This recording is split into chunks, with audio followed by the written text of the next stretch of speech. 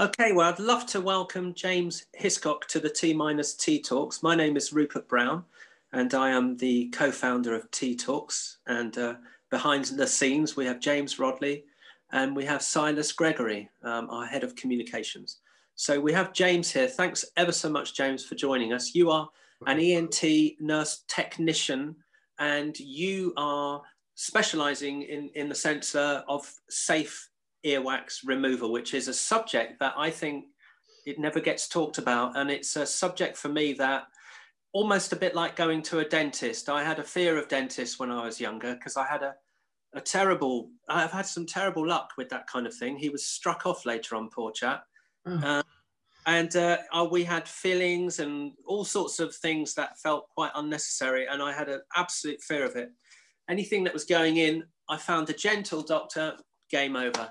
Okay. I had a terrible earwax removal in 2008 after I was struggling anyway because I have tinnitus, and it went really terribly wrong. It was a very overzealous practice nurse in a doctor's, and I don't think she was particularly specialized. And I ended up with all sorts of complications with perforations and things like that, and even worse tinnitus than I'd had when I first had it when I was 22. So for me, this is a subject that I really am so happy to have you here to talk about, because I think it's one of the subjects whereby, for example, I think people will say, do you want to come to earwax session? Do you want to have a look? And maybe people might say, no, I'm fine. Thanks very much. And I think the trouble is with that is that I think sometimes we might be in denial. I know I was. So I never had earwax removed after that for years after, until, and you must find it, which is what I want to go into. And our question is impacted earwax. And sorry, please. Yeah, so impacted earwax is probably a lot of why people come to us, because it gradually builds up, and then over time, the amount of wax and debris into the ear canal basically just fully occludes. And that can, when it's fully occluded, and if the eardrum's impacted in any way, that can contribute up to a 40 decibel loss, which is huge. So that's, the whole husband and wife, you can imagine now bickering. Oh, you can't hear me, you can't hear me. Obviously there is normally age-related hearing loss and other things behind the scenes that contribute to that, but a lot of it can just be as simple as wax, a build-up of wax. So that's where we come into the scene for a lot of people. I mean, it's a massive thing. I think people really neglect their ears. If their eyes are funny, or they can't see properly, or they go straight to the opticians, but if they can't hear, they just sort of put it on the back burner a little bit and leave it. I did, and I think for probably quite a few of us in the tinnitus community, I think certainly I felt that it was one of those dark arts that I didn't really want to know about, because I had too much choice, and we'll get onto that in a minute. But what I have to say is that I now go to the person that trained you, called Dr. Basavaraj, the ENT consultant, and he is just absolutely amazing. Yeah, so I've found this gentle dentist doctor again. So, and I go probably too often, and sometimes he might say, you've hardly got anything there. What's up with you? But I think having the confidence is really important. Yeah. And it really helps, because when I've had it impacted, that can be quite complicated, because then it's stuck to your eardrum. And because I wear earplugs as a musician, that can be quite a problem. So sometimes the dumbing down of the sound is quite pleasant, especially for us with tinnitus. But as you're probably going to say in a minute, the idea that you have impacted earwax can be quite colossal for somebody with tinnitus, because that lack of hearing, like you're saying, if it's 40 decibels, then your brain is going to start to boost those frequencies that are already it's boosting from hearing loss, possibly through tinnitus. So that's going to exasperate it, isn't it? Yeah, so I was speaking to someone about this today, actually, about a good way of explaining this, and an audiologist that is at work, and he said to me, if you've got really impacted occluding wax, it's basically telling your ear it's quiet. So whenever you're quiet with tinnitus, you hear it more prominently. So they said basically you're just having that 24/7. Yeah. And also there's the abnormal sound range. So yeah, the fact that ear is not functioning or hearing as well as it could do will only boost those negative sounds you know out of those hearing range frequencies. Yes. And that just contributes to more noise, more tinnitus. Oh, absolutely. I mean, the practice that I like to have done, and I have a choice with Dr. Basavaraj. I have a choice, and he really listens to, particularly, I think, in my case, tinnitus patients. Yeah. So he will ask me what would I prefer, and he'll give me a suggestion. So what I've come to kind of find for me that I think works has been the I've just got it written down. I call it the scraper whenever I see him. So So Jobson horn probe. Yeah. That's it, the Jobson horn probe or the curette. And it's like for me, I describe it as a little scraper, and I don't get any of the sound of microsuction, although I've had that and it's been perfectly safe. I've never had an issue. I might have had a little bit more tinnitus than I would normally have, but it does subside.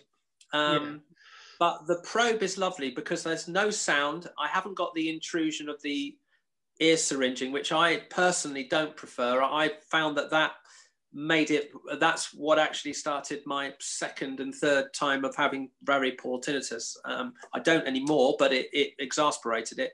So just the scraping without the noise, without the water, it's like a dry scrape really inside your ear. You have the microscope or the what do they call it? It's called what's the little camera or the light that goes in? It's just an overhead, like a miner's light, really.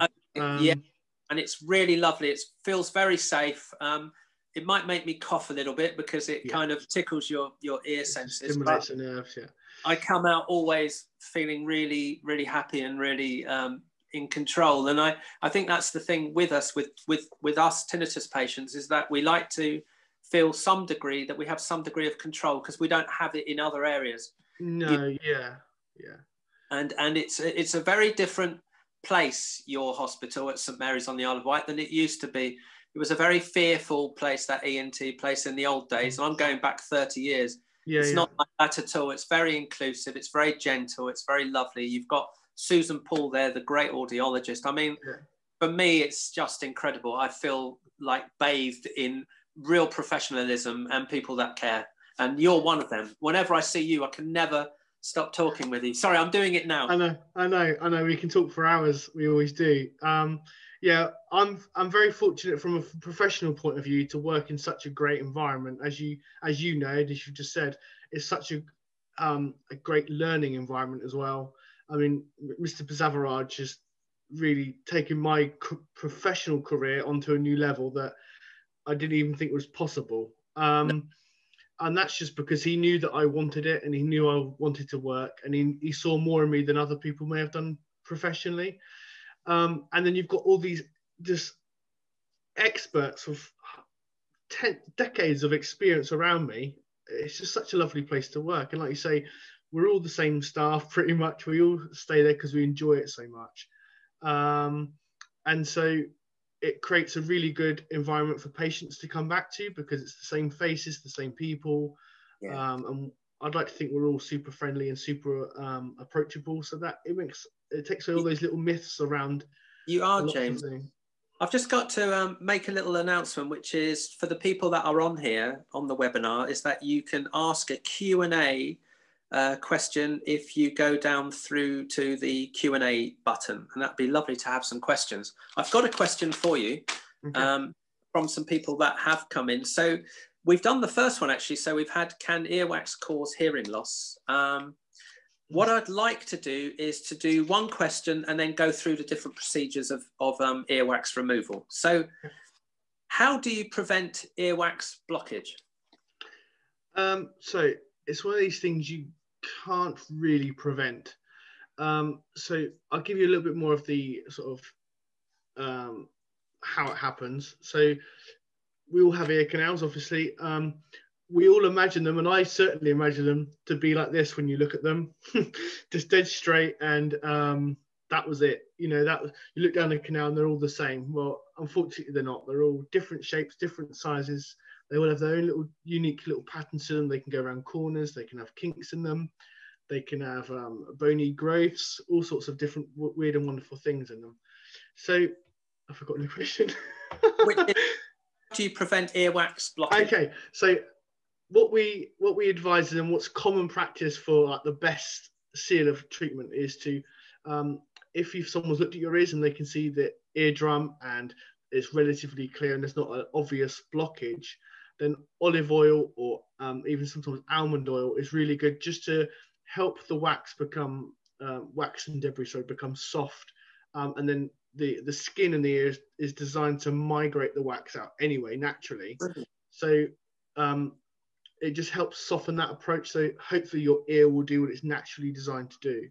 That's fantastic. And that can just help minimize the amount of total blockage you get. Thanks, James. Okay, the next thing is I'd like to go through, before we do some more questions, I'd like to go through the different types of techniques of earwax removal. Now, I've got 3 of the main ones here, and you might enlighten me to some of the others, but could we just briefly kind of, or however long you want to talk about it, can we talk about the first one for me, which is the ear irrigation or the ear syringing? Okay, so that's something I've never practiced. However, I've had it as a patient myself when I was younger, when doctor surgeries used to provide that for patients. It's something we've kind of moved away from. I'm not quite sure why. I think a lot of it is because a lot of people were having it done frequently, and it was a massive pull on a resource in a doctor's surgery. And so they kind of wanted to make it a little bit more specialized and a bit more away from primary care. Yeah. Second as well, I think because of the having like a pump in your ear, just pumping your ear full of water, there was more risk of infection from water and a perforation of the eardrum. So I think it's all that sort of combined has made them stop sort of producing that service. Yeah. And so we've gone on to the main sort of gold standard now is microsuction, which is what I practice in daily. I mean, I think that's the thing. I think possibly for me, I think why it probably went wrong for me was, you know, I didn't come away necessarily blaming people, because really I think it probably in the old days, it should have been the doctor that should have realized that because I had tinnitus and that I had a perforated eardrum, then water irrigation in the ears, creating pressure, probably wasn't the right treatment for me. So I think it was a catalogue of errors. I think probably made it worse by me, actually, was almost thinking, right, well, I need to have this done quickly. And I really should have taken the time to have really properly researched it maybe, but the internet wasn't around so much at that point. No. And, you know, it's very difficult to get any sensible opinions. And so, you know, you learn, at least we know now. So could you talk me through the microsuction? I've had that a few times and it's been very... So the microsuction, so just quickly a bit more on the previous one, just to make a bit more sense. So the ear irrigation sort of like syringing one is basically someone just sort of has a little peek with an oroscope, and then they'll put the syringe in and pump it until the water's clear. And then have another look and it might be clear. So it's a very blind procedure. They're not really looking to see what they're doing. It's more sort of as and when they're looking. So microsuction is obviously we use a microscope, so we can basically we have a little specular which we place into the ear canal, and we can cone the light. So if there's not a total occlusion, we can normally see the eardrum quite well. And then we have a little like a little hoover, it's called a Zollner sucker, and it's I think it's about 2 to 3 mil in diameter, and it can be quite noisy, and that just gently removes the wax from the canal. Now, if the canal's blocked and you can't see the drum, the reason why I personally feel that microsuction is a lot safer than any other way is because you're removing from the pinner edge of the ear, the outer third of the canal, to the inner third of the canal at a more slower and more precise manner. And so there's a lot less likely for any damage to be caused around the eardrum, because you're basically taking it from the back to the from the front to the back, rather than pumping water to the eardrum to push the pressure. And so that's really and then with microsuction as well, if the suction can't remove the wax because it's not soft enough, and it's too hard, then we go into stuff that you prefer, which is we have like crocodile forceps, or little forceps, and you can just clip on and pull the wax out of the canal. We have some wax hooks, which are just literally little wax hooks like this, and we can just sort of hook on. Or we have Jobson horn probes, which you prefer, which are, I always call them, and one of the doctors I work with, he always describes them to children like a little ice cream scoop, because that's really what they are. They're just like a ice cream scoop, and you just sort of hook the wax in between the two and just pull it away. So that's absolutely brilliant, absolutely brilliant. And then we have well, really, you've answered that with the Hobson scoop. You know, I mean, you've absolutely. So I'm going to go to another question, James, if you don't mind. Yeah, fine. So with people that have tinnitus, because even, you know, in the old days, I used to ask myself that question. I kind of know now, but I'd love to ask it. It comes from a really good buddy of mine who's a musician, and they had a specific question, which is, will my tinnitus go away after earwax removal? I would definitely. I'm not totally sure of the answer, and you may get different answers from different people. But my answer would probably be no. It may improve slightly. So throughout the treatment, the actual microsuction can trigger like a slight bout of sort of extra tinnitus, and can stimulate the nerve endings a little bit more. But normally that dies away quite quickly. But it won't necessarily cure your tinnitus. It may just improve it slightly because it will take away the blockage, and give you more normal sound back.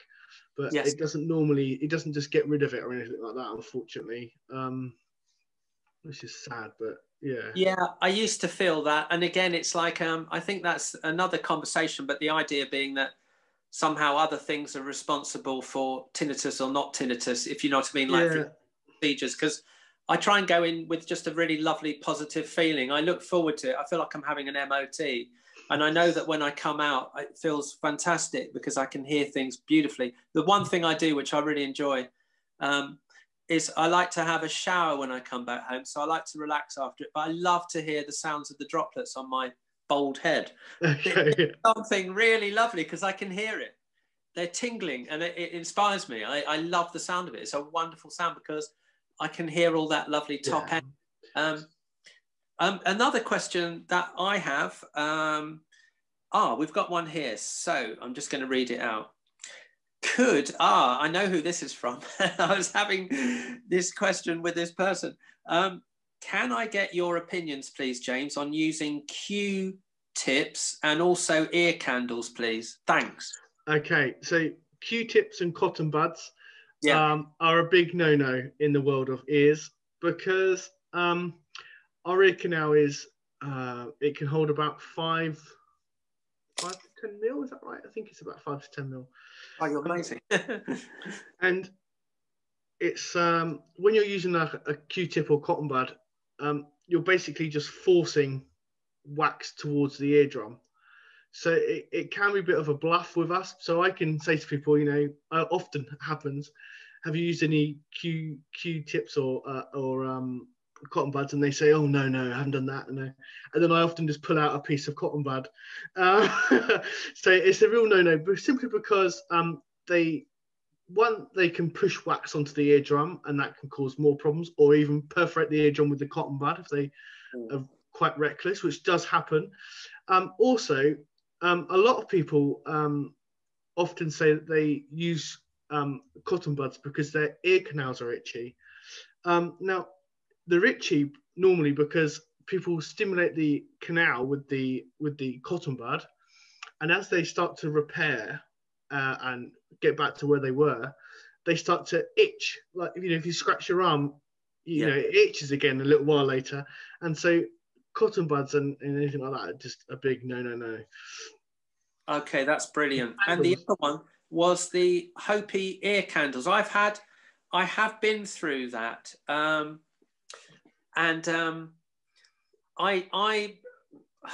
Yeah, I know, actually, I'm not really going to say too much. I know that professionally speaking, I know that professionals would say that it's not really it's not really a viable practice. And No. I think I was having it because I just enjoyed the sensation. But sometimes I felt that earwax came up. But actually, as a musician, all I would say, because there might be some people that feel that it gives them benefit, but for me, and I'll wait for your answer, I know that it didn't. I still had to have my earwax removed properly because I couldn't get the earwax out. So it didn't work for me. That was all. Yeah, I mean, I would never even, personally, I'd never even contemplate having it put in my ear. No. Professionally speaking, it's a, I've never even heard of it professionally. It's sort of always sort of been a bit disregarded. But I have met people through my, through work who swear by them and they think they're the best thing ever. So I think it's just personal preference, but I've never seen any evidence to suggest to me any other way that they would be helpful. But No. like you say, everyone, we're all entitled to Yeah, what we want. absolutely. And Yeah. if you personally feel that helps you and you're happy with that, then who am I to say any different? But personally, I wouldn't even contemplate it. Another one we have here that's just come up, and apparently it wasn't Q-tips, although I'm glad we've covered that, because that was with actually James, my co-founder. We had that. Oh, sorry. Okay, sorry. Oh no, it was absolutely fine. I said Q-tips, but that's a really bona fide question. It was actually Q grips. I've never heard of them, but I'm sure I've never heard of them either. They're advertised on the internet and they're spiral shaped. I have seen them. Yeah, they're the thing. So you put them in and it's like a corkscrew for like a wine bottle. But yes, that's it. Yeah. No, I've similar to cotton buds and Q tips. Q grips are probably it's just about as much as the same as what I could recognise their function of. Again, some people will swear by them, but to me, they're just pushing wax deeper and deeper. You may get a third out. Yeah, but the 2/3 you're cramming into your ear. So I just it could be grim. I mean, all you have to do is knock yourself or do something bizarre, and you could actually be in a whole world of trouble if you're not. A lot more trouble. I mean, some people can get perforations from these devices, and you might need to have an operation for it. Oh crikey! A question that I have from another one of our customers, actually, and it was a big inquiry, and it's came up 3 times over the last year, which is, why do I have so much earwax? Okay, now I knew this question was going to come today, and I looked it up. When I talked to you earlier, I was looking up thinking, how am I going to answer this one? Because I've often asked this one to my colleagues and other professionals. And the answer really is no one really knows why. So we have a gland that is called the crumant gland, which sits on the outer third of the ear canal. And that's pure sort of role is to help moisturize the ear canal to remove the dead skin from the skin in your canal, and to fight off any bacteria or any fungal infections in the ear canal. So it's got a really key job. Some people have it a lot. I mean, I see some of my patients 3 monthly, every monthly, because they get such a build up in that time. Some people I see every year. No one really knows why the person who comes every year or the person who comes every month has a different problem. Now, I'd imagine that, what's the word? I don't know the word, but Rupert may have it a bit more, say, for instance, because he'll use his earplugs for work or for drumming and hobbies and things, or people might prefer the inner ear headphones for social or music or things like that. So there'll be a part of where the wax isn't able to migrate out properly, so you would get more of a build up. But there's no real answer as to why Mr. A and Mr. A would get more. There's no real scientific evidence. It's just more one of those things, and unfortunately you're the unlucky one. That's a very good answer. I think because also, as I spoke to Dr. Raj about it, is that he would say, and quite rightly, because I'm having it out more regularly, the earwax starts to, and the body starts to, okay, well, I need to produce more of it. But I'm in probably every 3 months. It's not ridiculous. I know that sounds ridiculous. It used to be every 5 years, every 2 years, but Yeah. it's because I do so much music. And I guess what's happening is my body is creating so much more earwax than maybe most, because I'm also chucking in earplugs, so that's exasperating it. Yeah, but it's probably as well. You've got pretty into a nice rhythm where you know where you're comfortable when you feel comfortable. Yeah. And so it's like it's become part of how you are. Yes. Very much so. I've got a lovely question here from Alan Jones. I hope he doesn't mind me using his name, but he's got a question, which is, my practice and the local walk-in centre have stopped removing earwax. So can I do this at home? You can buy some things on the internet. You can buy like an irrigation set. You obviously wouldn't be able to buy a microscope and look down yourself. And you can use the things that we've already talked about, the Q grips and things like that. But none of it I would recommend. Depending on where Alan is and in the country, there are private facilitators now, unfortunately, that, obviously it's a cost to him personally, but there are people around who are professionals at removing earwax, and it can be achieved locally. That's very good. Yeah. But off the internet is not really a good thing. No, I sometimes, and quite often I would go private because I might be earning a little bit of money from doing the sessions, and I can't kind of tell when I'm going to have lots of impacted earwax or not. So it might be that I might phone up and say, can I have it done next week? And it'll be its own, and I can, and it's just when you are a professional and you're dealing with sound all the time, you do need these things sorted out almost as soon as possible. I've got another question here, which Linda asks.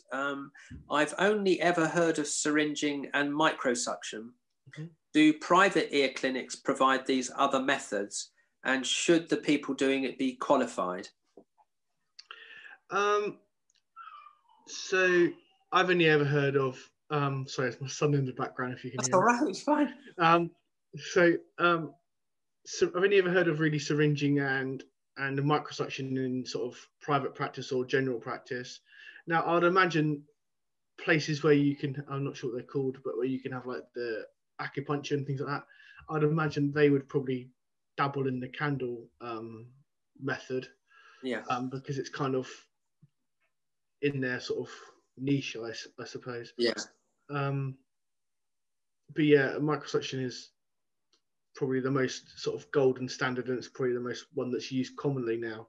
Yeah, absolutely. No, thanks, James. And we have another question, and this is from Jennifer, and she asks, it's a good question, actually. I think it's very interesting because it is slightly, the wording is different. What is the difference between syringing and the newly named irrigation, which is performed in private audiologists? I think it's just a different terminology used. I don't think there's much more than that. No. I think that the kit they have is basically like a pump with a syringe, basically just a syringe attached, which pumps the water into the canal, and then it has a pot that sits underneath the pinner here that just catches the debris. I think they just rename things to sound a bit different. I don't think the technique's different between the two, to my knowledge anyway. I may be completely wrong, but I've only ever heard of syringing or irrigation, and they're the same thing. So that's what I kind of felt, but I think it was good to take that question to you, James. So in a way, clear that up. That's brilliant. We got so many questions. It's amazing. I'm really glad actually, because I was wondering whether sometimes with our tinnitus community, obviously me included, that it is one of those things that maybe with a lot of us, and I'm not accusing people in a negative way, not in any way, I'm almost looking at myself, is that I was kind of in denial a little bit about it. So I would kind of pretend that I wouldn't have to broach that subject, or I'd like to be left alone, because with tinnitus, it's so subtle and we're so sensitive that the idea of having somebody even putting a camera in your ear is just almost unless you're not used to it, which I don't mind now. It was quite horrific. I'm similar to you. I won't even let my son touch my ears. Wow. Because I was a child and just having ear problems all my life. Yes. So I think that's, for me professionally, I kind of enjoy that part of me, because I like to think I know how that person's feeling when I'm practicing. Yes. I'm very fortunate where I work. Mr. Pasavaraj actually cleans my ears, and he always tells me to grow up, because I'm putting onto the chair. So you don't feel alone when you're in that position. Trust me, I do it every day from my job and for my pleasure, and I still don't enjoy it when I'm on the receiving end. So. Do you do Dr. Basavaraj's? No, he keeps asking me, but I say no. Brilliant. Okay, we've got another question here.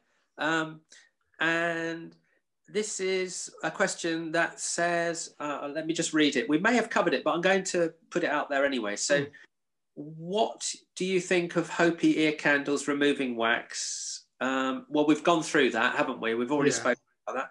Also, bit of an odd question, but my ENT the other day said I had 0 wax inside both ears, but I haven't ever had them cleaned. So I just wondered if that's normal. That's from a wonderful chap called Roger Moore. Roger, hey Roger, nice to see you in this environment. Lovely. Yeah. So how's that happen? That must be that. That's just a very very lucky Roger.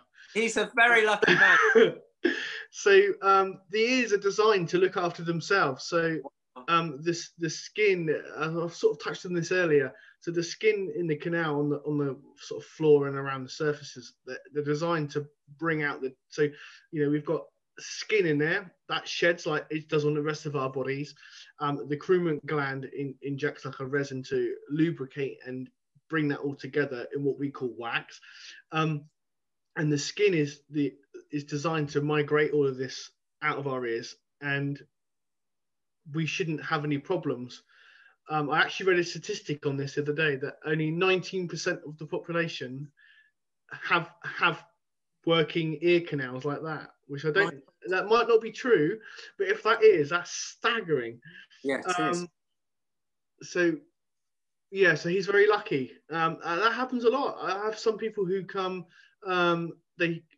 because obviously I'm a nurse, well, I'm a technician, but they will come and see Mr. Pasavaraj or another doctor for their initial appointment.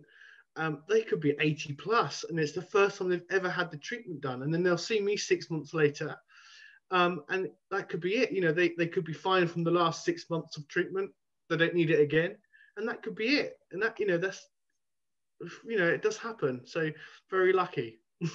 Very lucky. I have a thing that Dr. Basavaraj has pointed out with me, and again, I'd like to just bring this up because this might be good if musicians start watching this, which is because I've always worn earplugs now since probably 30 years, whether it was foam or whether earplugs, and I've used all types from the Elasin ones, which were ER15s to ER30s, ER47s, or no, there was an ER37s, there isn't a 47, to total ear blocks. The thing is that I find is that when you go up a level of blockage with the hearing products, the actual the mold is tougher. Yeah. And what I've done, because I wear them all the time, is that I hopefully I won't keep my fingers crossed, have a problem in the future. So I'm trying to stop it because it's creating a real thinness around the skin, and so you're getting like a bit of a pressure sore area. Yeah, and it's creating a trough. So like a little sump. Okay. Yeah, that's why the wax is forming more, because it's not, like for example, talking about Roger's ears, he has obviously these beautiful 100% lovely great ears that are irrigating properly without the use of all of us guys. But so that's something that I think as musicians, I don't know how we prevent that. Maybe I think what I would say, just as a hint and a tip, is when you're using the slightly tougher earplugs, I would say plenty of olive oil. Would you, James? Just so it's lubricated properly. Yeah, well, not necessarily olive oil. You could probably just use a bit of Vaseline. Okay. It's really good for people with hearing aids. Okay. So you've obviously got the hole where the main function of the hearing aid comes through, but people can get like pressure sores around here because they're wearing them for such large periods of time, especially the thicker ones where they're so hard. Yeah, that's it. And predominantly people, not everyone, but predominantly the people who wear hearing aids are older people, so their skin's a lot more fragile than obviously younger people. So that can create a nice little barrier in between the two things, so your skin and the hearing aid. Or the earplug or whatever you're using, but it just creates like a nice little barrier, and it's and it just keeps the skin a bit more supple and a little bit more protected. Which is that's really great. That's a great answer. We've got so many. It's amazing, James. It's becoming good. The hot topic. It's great. I love it. I'm so pleased that people are engaging, because it wasn't that I was concerned, but I had a feeling that it was one of those kind of, it's almost like people that might have a toothache, you don't really want to talk about going to the dentist. No. But I think it's one of those things, if we share it, even, all of us in the tinnitus community, if we speak about it, it might make the tinnitus even a little bit stranger for an evening, but we've let it out and actually we're dealing with it. And I think that's incredibly important. We must talk about these things. Again, it really helps for the overall 360 approach to managing your tinnitus, and it's a massive holistic thing, tinnitus, as you know. Absolutely. Okay. We've got another question here from Gillian, and she's saying, it's quite a funny one. So I wouldn't even want to guess what you found, but not sure if there's anything in this, but what's the most strangest thing you found in an ear? Oh, okay. Creepy crawly. Yeah, so I haven't found any particularly, but I know we've had spiders in ear canals. I've seen doctors pull them out, actually drown them first and then pull them out, which is quite weird. The weirdest thing I've ever had probably is someone who just came for routine microsuction.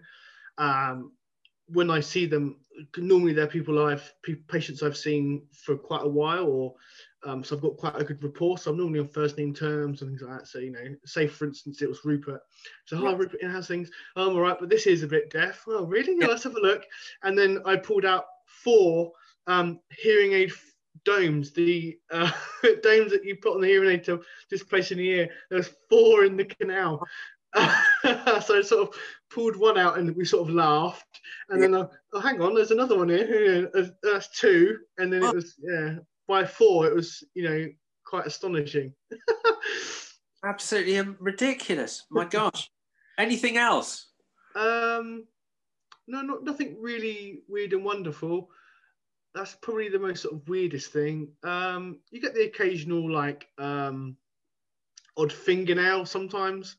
Yeah, I would imagine the detritus of maybe even tissue or something. Yeah, stuff like that, but nothing really wonderful or amazing. But it is amazing what people do with their ears. Crikey. I mean, we've got another one here as well, which is great. So this is another one, and it might be from Roger again, which is, what's the general opinion on oil drops? How do you apply the olive oil?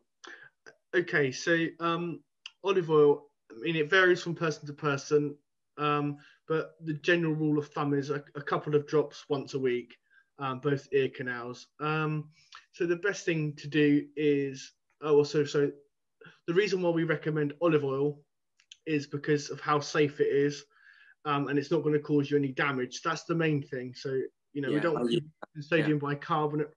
Some people like sodium bicarbonate regularly, but it can be quite corrosive on the skin after a long-term use, and changes a lot of the sort of the pH manometry of the ear. So olive oil is normally the go-to across the board anyway. Yeah. So a couple of drops once a week is recommended, just to help the ear be the ear. And it's, like I said, like I've already said, not too invasive on the sort of how the ear operates. And so we normally ask people just to pop the head on the side, and then lift the pinner up so it opens up the ear canal. Yes. Put a few drops in, just stay there for, I don't know, 30 seconds or so. Press here, give it a good squish round so you can feel it squishy.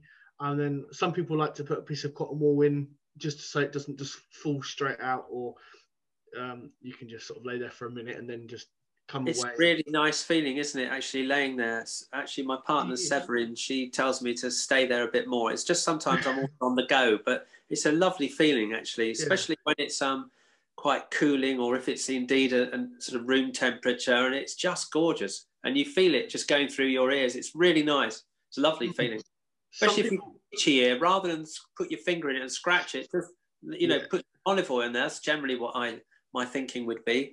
Yeah, and another thing people always miss when it comes to ear maintenance in this thing is if your ear is dry here, then it normally means it's dry on the inside. So you can just use Vaselines or petroleum jellies on the outside. I mean, it looks like you've got a greasy ear, but if you use it overnight when you go to bed, no one's going to see it the next day. And that makes a massive change on the inside of the ear, just because the whole skin is supple and well.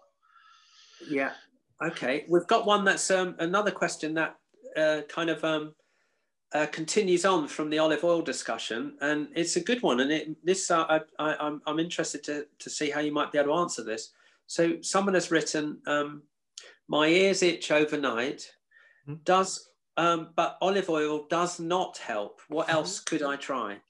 Okay, so some people like to try almond oil. Again, I actually saw a lady today who swears by almond oil, and it's the best thing since sliced bread. Some people will just rubbish it away. It's personal preference when it comes to these things. But there is a new thing that's, I think, it's been around for a while, but I've only ever heard of it commonly used the more sort of last year or two, and it's a little thing called Ear Calm. So you can buy it at most pharmacies, and it's not got an antibiotic or anything like that. It's just like a little bottle about this sort of size, and you can just spray it into the canal, and it's basically designed to control itching. I think it's got a bit of olive oil in, it's got a bit of something else, and it sort of makes this lovely little cocktail. And some people who have suffered with itching, I've tried that, and they said that's worked really well. So that's always worth a go. I think it's about $3.95, something like that. In Brilliant. Okay, that's great, James. That's a lovely answer. Thank you. I mean, I didn't expect you to have that answer. I mean, that's amazing. I've got another one here. There's so many. It's so good, James. Okay, so here's one. Does wearing over-ear headphones or any headphones help to generate more wax? As an audio engineer, I wear headphones for much of the day, or does it not make any difference? Okay, so inner ear ones, so like normal earbuds. I'm trying to find some to show you what I mean, but you know the normal ones you get with like most phones now. So those ones and stuff like this, are probably not that good if you're going to use them a lot. You can get ones that sit, a lot of these ones, but they sort of sit like this, so you can still hear, but you don't get that closed environment of the canal. So that means that it can, the moisture can escape, and it's not got that closed environment around the ear all the time. That can help. I've heard that recommended a lot in ENT practice. I'm not sure what they're called. I think they're called over-ear headphones, and they just got a bit more of a gap rather than a closed environment on the ear. So it just gives the sweat and the pressure, just gives it ample room to breathe. I can imagine as well. I mean, I'm just going to put my 2 pence in, James, and I can imagine that just from my own personal experience, by maybe playing slightly louder music, or doing more of it with earphones, that may be a kind of mechanism that your body is doing quite naturally, isn't it, to protect yourself? So that protect also your ears, it might be a way of your body's encouraging itself to create the wax, to create a barrier, so that the sound to protect your ears. Yeah. I'm not sure if that's something that really happens, but it makes a lot of sense if it did. I didn't need to talk to someone else. I need to talk to Raj about that one, but I'm pretty sure that would make a lot of sense to me. I know from drumming myself, with no earplugs, being a bit reckless, that I found that my ears were a lot waxier when I was drumming, as I've stopped at the moment. and I'm not having them cleaned as regularly as much. So that might just be a coincidence, but that may also be, maybe so. Yeah, I think there might be something in it. Although, yeah, I get that. I mean, that's a really good answer. We've got one here from James. So he's asking on behalf of somebody who's sent a question in. At what point will a GP refer for earwax removal, or should we be asking for it? Well, it depends.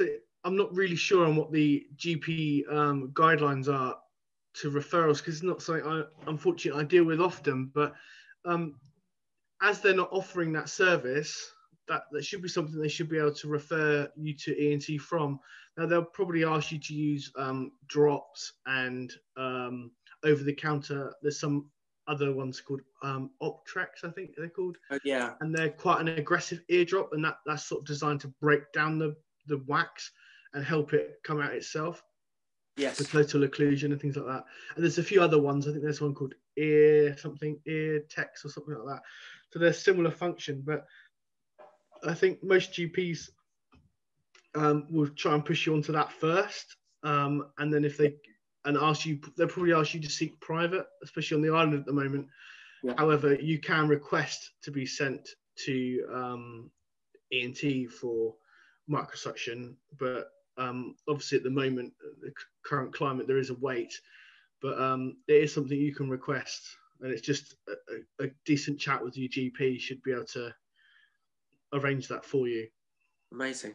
I've got a question. Selfish. No, I've got one.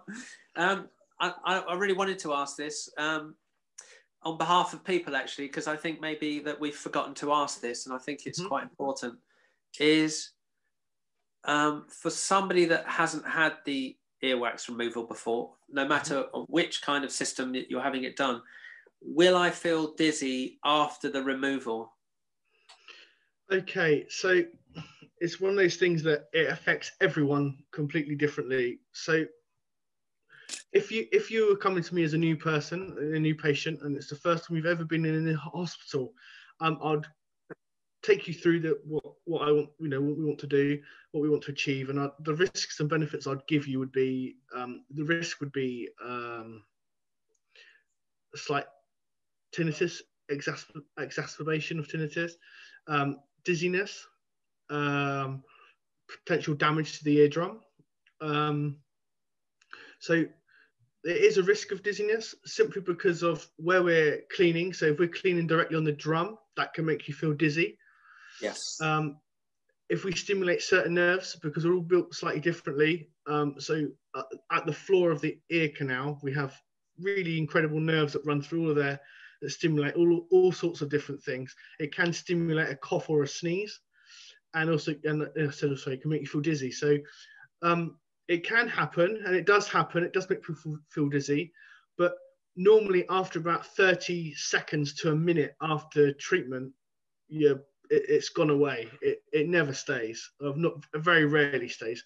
It only normally stays if you've got underlying health problems, like some people can have a really bad neck or something like that, and the position of being in to have your ears cleaned, because you are sat back upright with a pillow behind your neck, so it can sort of put a slight strain on your neck, which makes you feel dizzy. But the actual process of dizziness is, if you get it from the treatment, from the microsuction treatment, doesn't normally last no longer than a minute. So no, that's lovely you're saying. I wish I'd have come to you in 2008, James. I so wish it. Yeah, when I had it, it created, well, I guess I'm not thankful that I had the experience, because it wasn't a pleasant experience, not by any means, but I had extra complications, and I've learned so much through it. It's prompted me to get myself better once I did, and to make the apps and talking to you, which is I had hyperacusis, which was a real complication, which was my oversensitivity to sound. I got a really bad tinnitus sound, which was the third time really properly of having terrible tinnitus, which was knives sharpening 24/7, really bad sound of knives. And because I wasn't armed with the information, and we weren't having these discussions, because every part of the discussion of tinnitus, it's never really been talked about properly. We never talk about it. There wasn't anybody that I could discuss anything with that was remotely connected to tinnitus, except, luckily, with the British Tinnitus Association. They were magical. I mean, it was a wonderful woman at the end of a helpline that I phoned up periodically over a period of 3 times within the 6 months there in 2008, which was my angel, I would say. Absolutely saved me from total sort of oblivion as a kind of a person suffering with ear damage. And so I know that this would be the first subject I really wanted to talk about, because I think it is, like I say, it's one of those sort of dark areas of the there's a lot of myths about there's a lot of myths about the importance of it, I think, as well, and people don't quite realize how much damage they can cause from these home remedies. And and it is actually, just thinking of a question you asked me a little while ago, and I probably didn't give a very good answer to, because at the end of the question it was, is it qualified staff that do this procedure? And the answer is yes. Now, it's not, unfortunately, it's not very well regulated at the moment, but it is, I think, because of most people will look, if you look around the internet now, you'll find someone doing it somewhere. Personally, for me, I was trained by ENT consultants and signed off by ENT consultants after I've seen X amount of patients. At the time when I first started to train, there wasn't nationalised courses in ear care or anything like that, but there are now, which I'm actually going to do myself just to complete my training. I mean, my training's mainly been from good observation, lots of deliberating, discussing, learning, but I'm just going to go on the course basically just to fulfill my knowledge and prove my knowledge. But it has been a bit of a grey area, but it has to be a qualified person now, and they are starting to bring in stricter regulations so people are safer when they're booking into these private places. Wonderful. But a lot of audiologists, I think, now do the procedure, so I'd say they're quite safe. But I had one from a friend of mine, Sam Woodford, at the Specsavers in Newport. Great chap. Lovely chap. Absolutely. Big shout out to him. Absolutely. Great guy. What I'd like to ask, what have I got here? If you want to mention that people, okay, I'll do that at the end. What I'd like to do, I think what I'd like to do is kind of finish it up just for the end of the questions. And what we have here is 3, really, if you could come up with 3 or 2 or however many you feel, just 3 tips for dealing with earwax as a tinnitus sufferer, as something to kind of just end on, really, if it's possible. Just 3 tips for a tinnitus person coming into your hospital and having earwax removal. Okay, so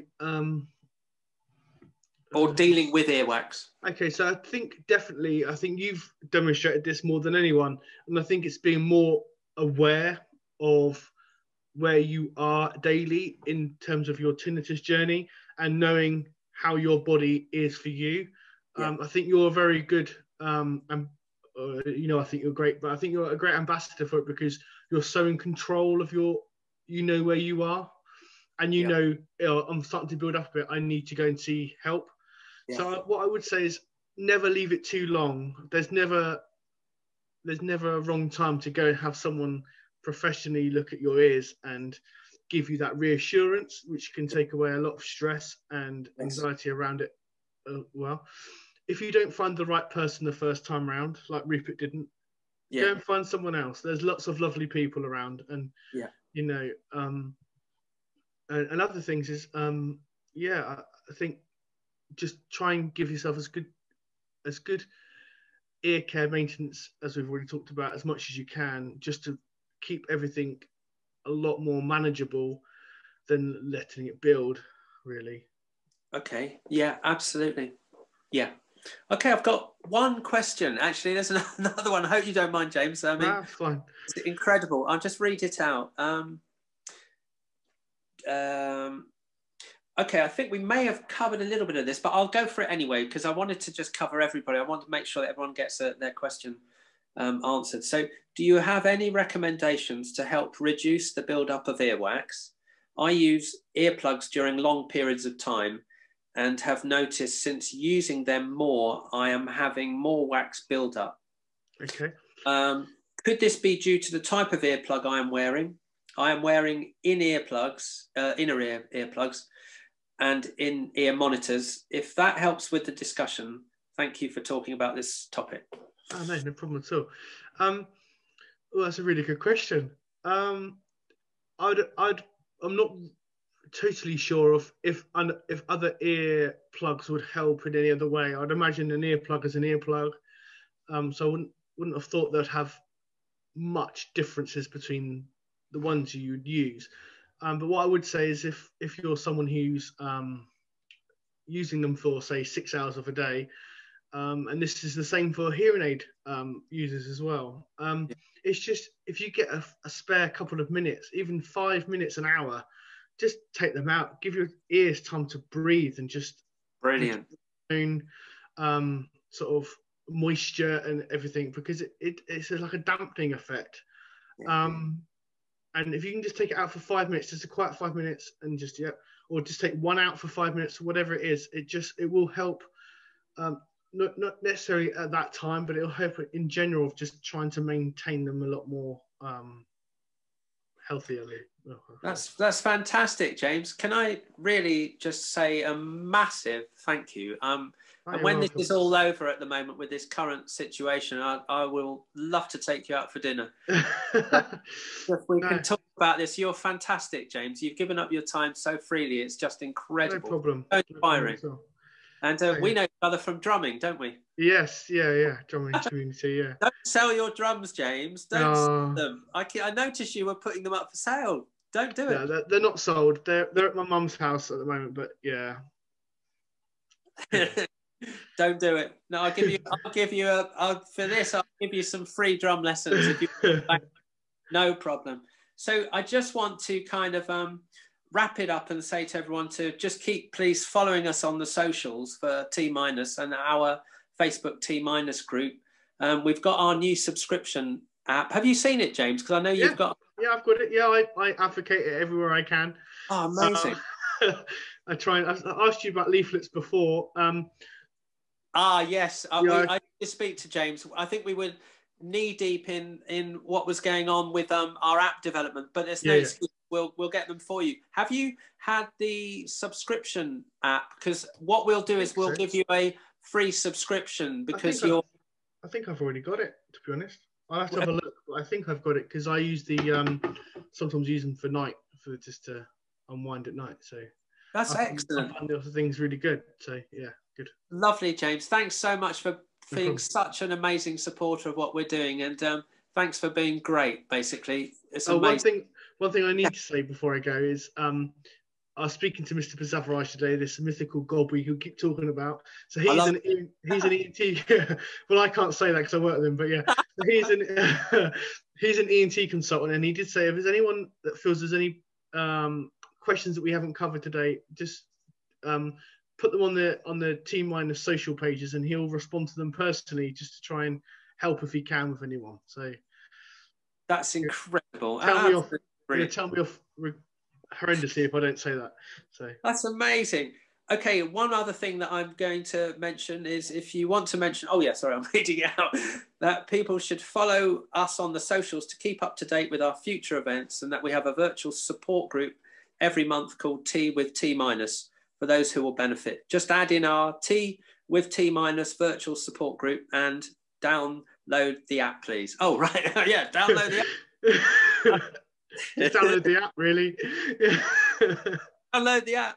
T-. Thanks very much, James. No problem. And you, take care. Thank you. Bye. Bye. Bye. Bye.